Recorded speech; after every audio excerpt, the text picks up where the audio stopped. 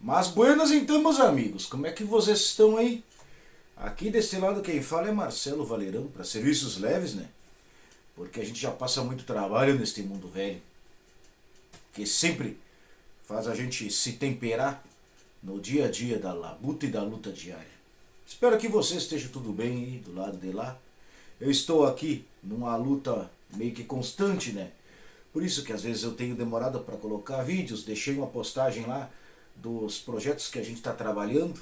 Também meio lastimei um pouco com as coisas que apareceram por aí, mas com a graça lá da força superior, a gente vai devagarito, repontando a história do nosso Rio Grande. Bueno, a princípio de antemão, quero dizer para vocês que ainda vou continuar editando os vídeos pelo telefone e também colocando pelo telefone. Então quer dizer que não vai aparecer muitas aberturas aqui, vai aparecer o vídeo em si, mas logo logo que eu ajeitar ali o programa no computador, a gente vai voltar com aqueles videozinhos mais didáticos, pedagógicos para os amigos aí do outro lado.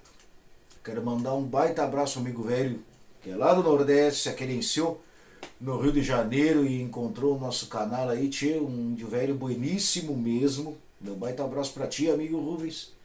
Espero que se tu assistir, me desculpe se eu citei teu nome, mas fico faceiro porque comenta nos vídeos e a gente tenta trocar uma ideia dentro dos limites do conhecimento, né? Tipo, porque é uma coisa assim que eu sempre coloquei e coloco, a gente não é dono do saber, o saber ele está se construindo diariamente.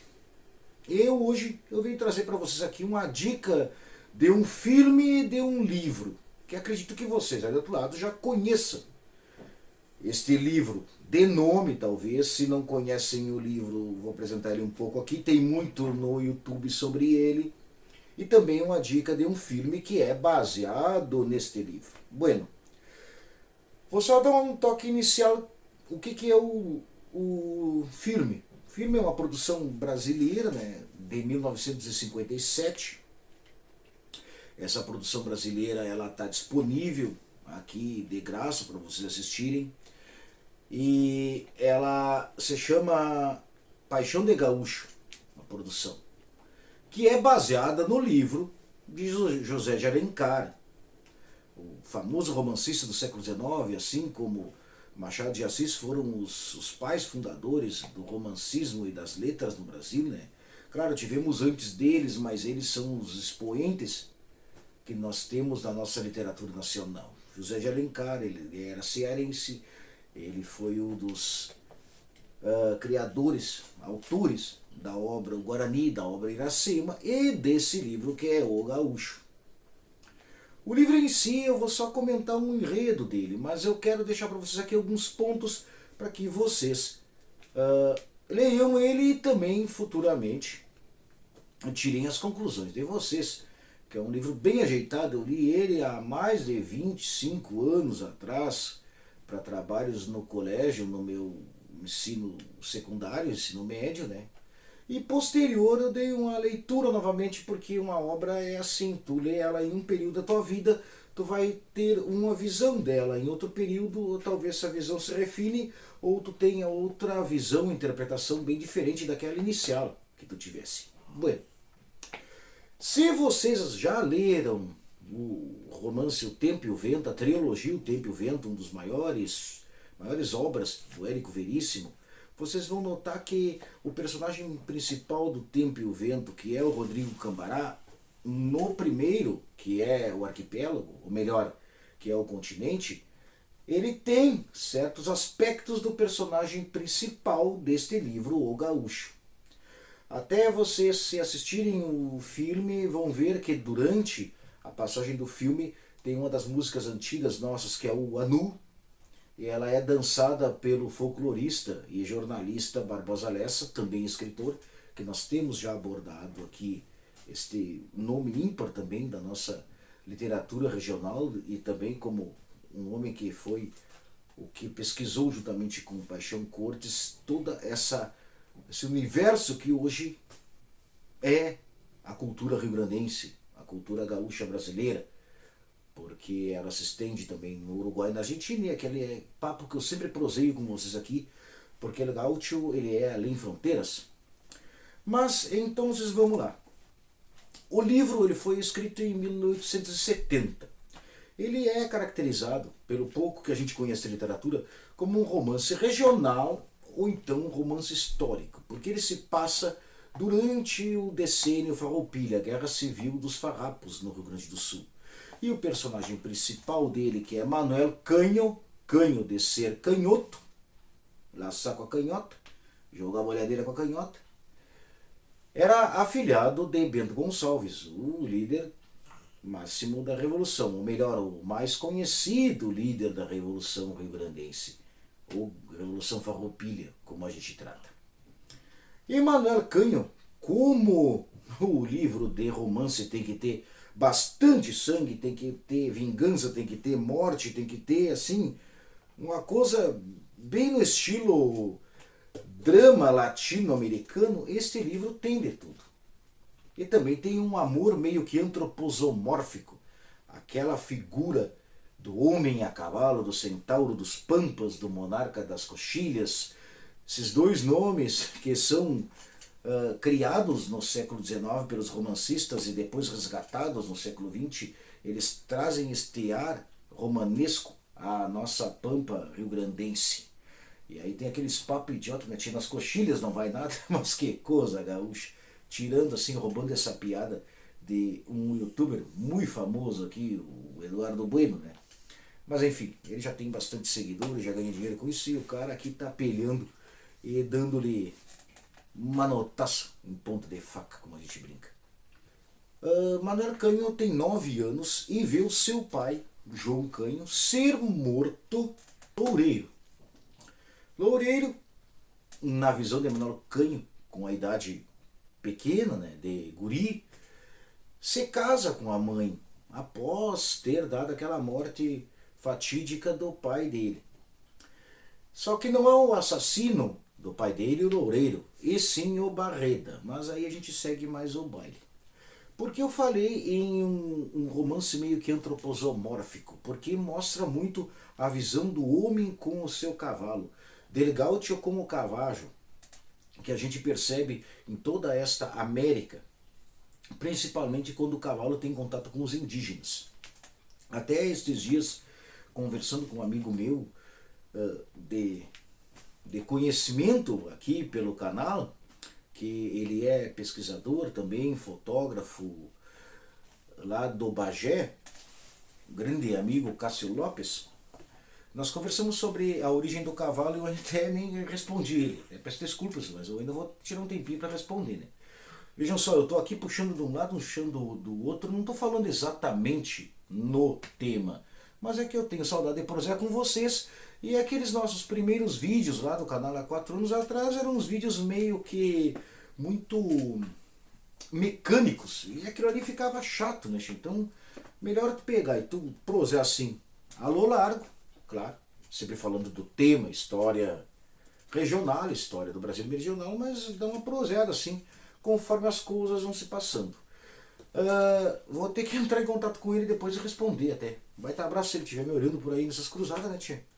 Enfim, Manuel Canho tem o cavalo do seu pai, que é muito famoso pela amizade entre os dois, homem e cavalo. E também, nesse meio tempo, no desenrolar do livro, o loureiro tenta montar no cavalo do pai de Manuel Canho, que fica meio que arisco, como parecendo que não é o verdadeiro dono dele, que era João Canho, o dono do cavalo, pai de Manuel. Daí o cavalo dá uma veiaqueada, corcoveia, e derruba a loureira e mata a loureira. E naquele meio tempo ali o cavalo desenvolve uma amizade junto com o Manuel, que vai no transcorrer do livro ser muito bonita. Nesse contexto nós temos a Prenda, a moça do filme, ou melhor, do livro, no contexto de passar os anos, que é Catita. Com 13 anos, Manuel aproximadamente 22, 24 anos tem no enredo. Os dois se encontram e ela está prometida para um chileno que era vendedor ambulante, era mascate. Na época era comum nós termos, até bem pouco tempo atrás, aqui no Rio Grande do Sul, como em toda parte do Brasil, o pessoal pegavam umas mulas, pegavam uns burros, botavam umas bruacas, aí enchia de coisa ali e saía para vender no interior das cidades, nos bolichos e tudo mais. No contexto, Manuel descobre quem era o assassino de seu pai, que era Barreda. Daí ele sai em busca de Barreda, em busca de vingança. Conhece Catita, desenrola ali mais ou menos umas prosas com o chileno e vai em direção até o local onde é que Barreda está. Naquele local, chegando ele, Barreda está doente, à beira da morte, com as bexigas pretas, que eram doenças inflamatórias que davam no corpo, aproximadamente parecidas com a peste negra, só que nem tão fortes, mas ao mesmo tempo elas eram bastante transmissíveis. Ali ele faz um tratamento que tanto no filme quanto no livro aparece, que ele carneia uma vaca no campo, tira o couro verde da vaca, enrola no doente e consegue salvar Barreda. Ele não iria matar o cara estando sem condições de se defender. E aí vai, entre idas e voltas no livro, porque é um livro bastante comprido, ele se topa com Barreda, uma família deste mesmo, a mulher de Barreda não querendo que haja um duelo, e mesmo assim Barreda não reconhecendo ele, que era menino quando matou o pai dele, os dois peleiam. E ele vai lá e mata Barreda. Logo depois ele sai em busca de Catita, apesar de várias aventuras que Manuel Canho tem no transcorrer do livro, e nessas aventuras ele, ao encontro de Catita, ele topa também e pecha com o chileno. Vai lá e mata o chileno de novo. De novo não, mata uma vez só. E monta a Catita na garupa do cavalo e os dois saem a tropé largo. E o livro termina mais ou menos desta forma. Críticas que nós tivemos ao livro. Algumas críticas que depois eu fui ler. Uma das críticas minhas lá na década de 90 era pensar, mas por que não tinha gaita nesse livro? É claro que a gaita foi introduzida com a imigração, então anterior à gaita nós tínhamos apenas as violas de 12 cordas e os violões. Uma crítica minha também naquela época, que não entendia muito bem das questões, era o vocabulário rio-grandense, que na visão de José de Alencar era um vocabulário chulo, um vocabulário ignorante nosso aqui, esse famoso sotaque que nós temos no Rio Grande do Sul. Agora a crítica daqueles que eram mais entendidos. A crítica dos mais entendidos, José de Alencar nunca visitou o Rio Grande do Sul, então a visão que ele tinha do Rio Grande do Sul era através de informações que ele colheu sobre a província do Rio Grande do Sul no período do Império. E isto fomentou, criou críticas muito grandes contra ele e contra o livro, mas não menosprezando, diminuindo a importância do livro que se tem no âmbito nacional e também regional, porque para os pesquisadores, quando eles querem entender o contexto, talvez do dia a dia do rio-grandense, tu pega um livro desses que vai falar contemporâneo ao rio-grandense, a El Gaúcho e a El Paisano Gaudério, pois como trata o livro é uma forma romanceada de mostrar como eram os habitantes do Rio Grande do Sul, guerreiros a cavalo, mas ao mesmo tempo te dá um norte de como era o vivenciar naquele momento histórico, ao qual não se tem tanta documentação assim que se fale no dia a dia antropológico deste momento. Bueno, meus amigos, agradeço a vocês de coração. Aqui foi uma proseda meio rápida com vocês. Assistam o filme, leiam o livro, pois eu acho que é bem importante tu ter outra visão também da nossa história do Rio Grande do Sul no nível nacional, né?